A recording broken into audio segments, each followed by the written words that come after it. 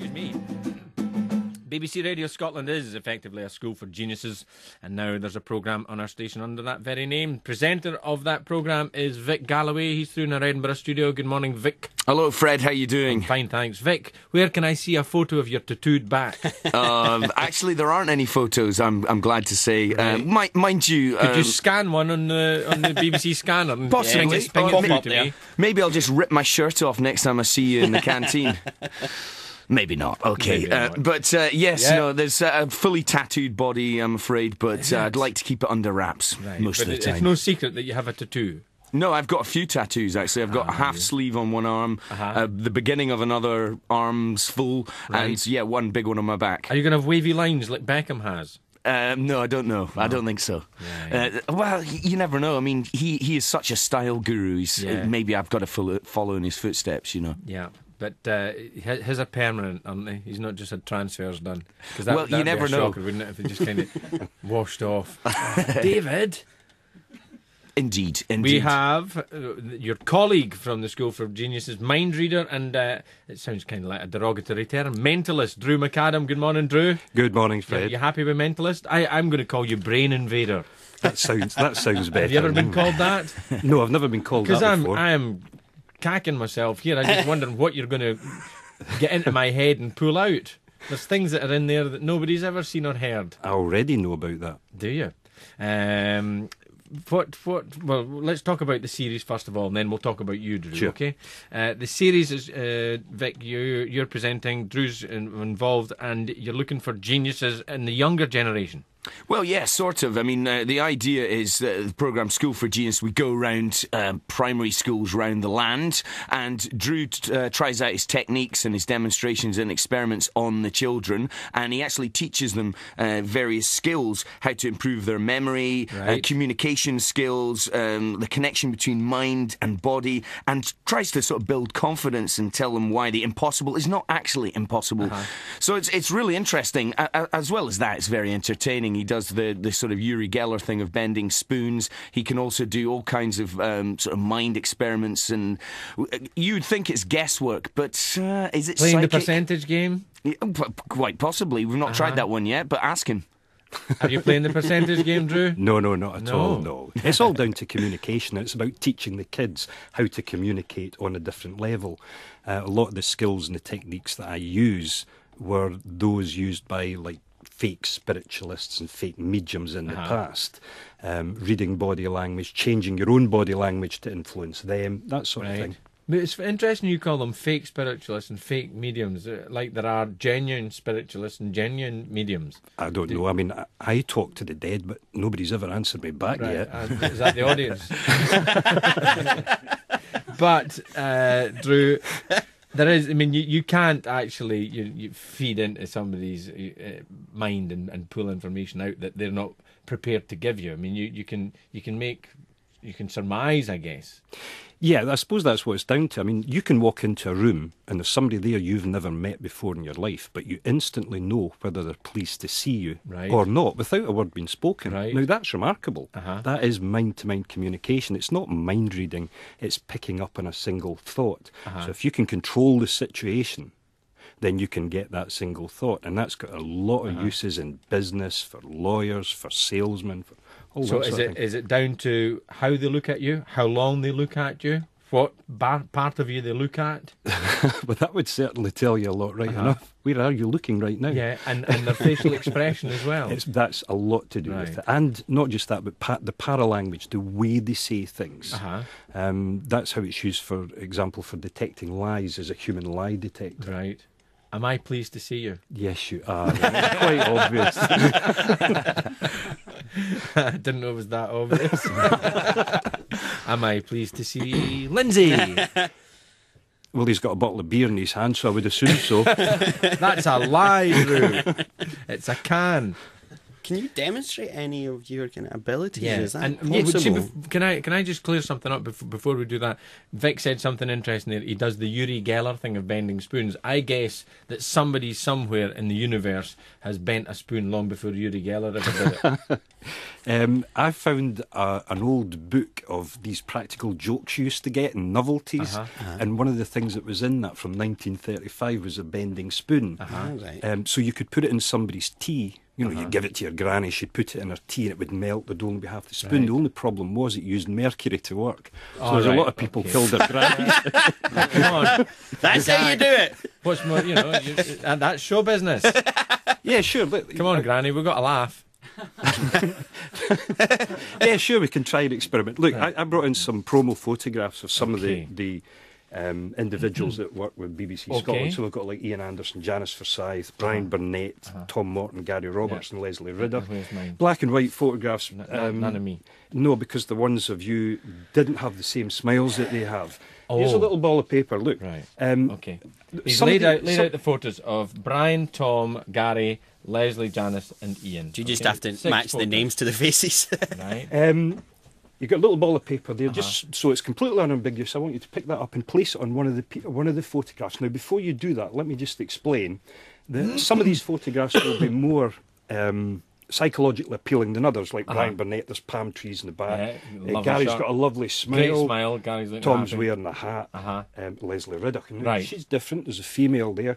So just think about what it is you're actually What going about to Janice and Ian? That's okay. We're not doing them. Okay, right, because I thought they were there as the kind of decoys and you'd left them upside down deliberately. Okay. No. So there's 4 people there and can I ask, do you think I have made my mind up which one I'm going to put this piece I think of paper you have, on? but you're going to change your mind just before you do it. Do you think so? Right now. Right, no.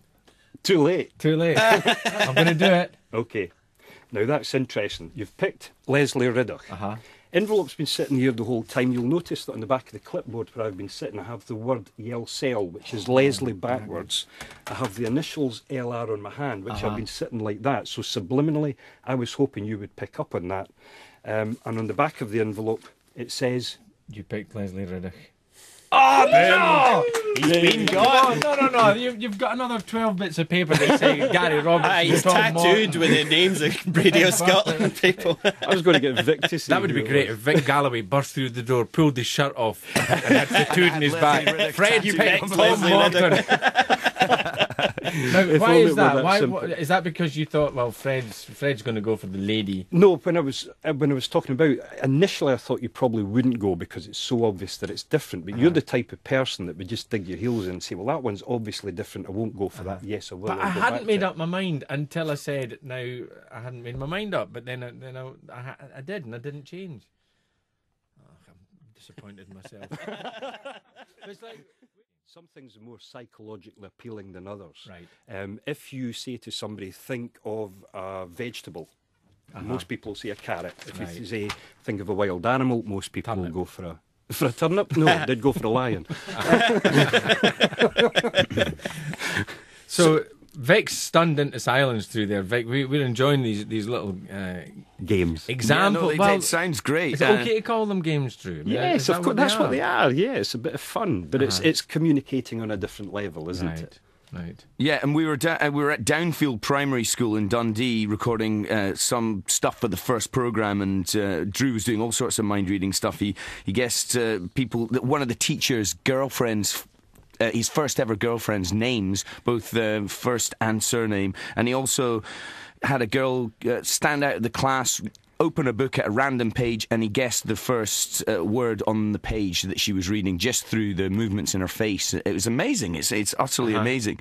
And he also taught the entire class, including the BBC crew that were there and myself, some memory techniques. There was a tray of 10 objects, and just by linking them with a ridiculous story, I can tell you those 10 objects right now. Still, I mean, it was a week ago or whatever, a few days ago certainly.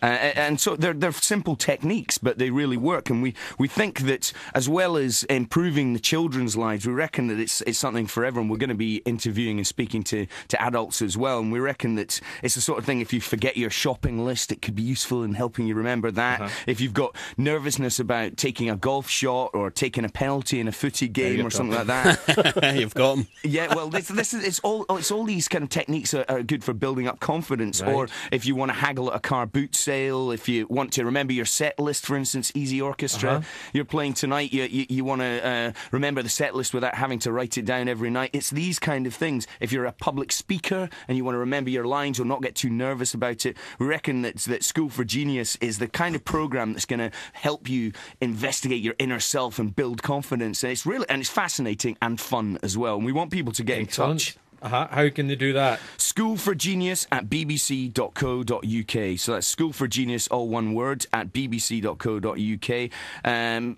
Tell us how your mind lets you down, how your partner's mind lets you down, what you'd like to do to improve it, all kinds of stuff. So just get in touch and let us know if you need some help, or if you'd like some help, or if you'd just like a bit of fun and be involved in the programme. School for Genius, all one word, at bbc.co.uk. Interesting stuff, Vic. And Drew, I've got to say, I physically can't remember everything. You know, I'll do items in the programme and I don't remember them 5 days later, you know. And because you're cramming your brain full, aren't you? I mean, so you have to let some stuff go. That's my excuse. You know, because there once, Aileen, I sit in the office, which is diagonally opposite the kitchen in the house, and Aileen shouted through once, "Who was that on the phone?" And I said, "What?" I didn't even know I'd been on the phone. I had to press 1471 to find it, and I said, "Oh, it was an Edinburgh number." Yeah, it's not so much School for Genius you need to be talking School to. For Then it's probably a doctor. School for numpties. That's what we need now. Are you a genius, Drew? No, I'm not. At school, I was the one that was always away in some imaginary world. But I think that's part of the problem, is that with kids we try to get them out of that. In actual fact, it's a great thing for them. To be able to use their imagination. I mean, when I got to about 14, they were saying, "What are you going to be when you leave school?" And I didn't know. They said, "Use your imagination," but I couldn't because they'd already belted it out of me. So, but can you bend spoons? Yes, you can. Could I bend a spoon? As well. Of course you can. Right. You just grab one end and one at the other. And what do you think of Uri Geller? Uri Geller's a good friend of mine, I Is have he? to say. He's one of the most charming, affable, generous people you could meet. But you stick a television camera in his face and he goes for it. It's you show know? business. Yeah. But you've got to. I mean, that's what he's in. He's in show business. Drew, nice to see you again. And you as genuinely. And I think you genuinely enjoyed being here. I certainly did. And Vic, if you'd been here, I would have enjoyed your company even more than down the line and through to Edinburgh. Oh, right. Well, it's great speaking to you, Fred, and I'm just off to the tattooist to get a picture of you done on my face. That's what I had done. Yeah, really. The mistake was, before I had the tattoo of Fred Macaulay done, I looked like George Clooney. But please let your listeners know that schoolforgenius@bbc.co.uk is where to get in touch. We need to know anything about yourself, you know, where you live, your phone number, and we'd love people to get in contact and help us out with the programme. That's what it's all about. I don't need to tell them that, Vic, because you did, and they'll listen to you just as much as they do to me. That's amazing. It's all right. You don't think there's people at home thinking it's all very well for Vic to say that, but until Fred says it, I don't believe it. Right. Cheers, Vic. Cheers, Bye, Drew. Fred. Bye. Ta-da. It's 28 minutes to 11. I don't like cricket. Oh no, I love it. Oh yeah, I don't like cricket.